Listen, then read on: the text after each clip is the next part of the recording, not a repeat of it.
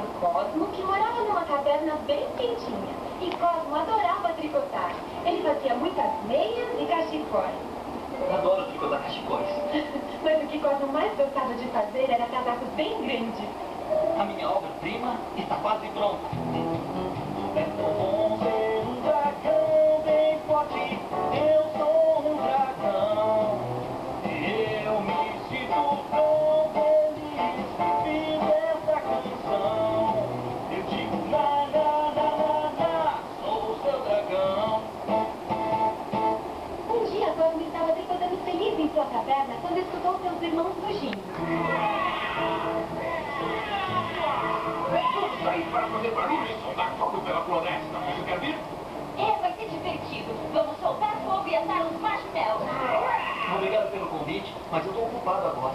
Cosmo não gostava muito de fazer barulho e soltar fogo como os outros dragões. Ele gostava de ficar quieto, tricotando em sua caverna quentinha.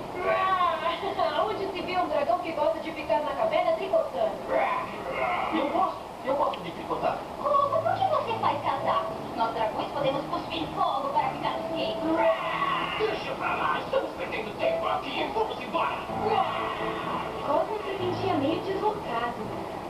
Isso porque eu não gosto de barulho, de fugir, nem de cuspir fogo como os outros dragões. Naquela noite houve uma terrível tempestade de neve. E Cosmo tricotou mais do que nunca naquele dia. Nada mal para uma noite de trabalho.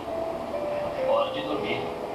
Foi então que seus irmãos chegaram do passeio na floresta e eles estavam todos morrendo de frio. Ai, não dá pra soltar fogo quando tem tempestade de neve fora. Não consigo nem murchar.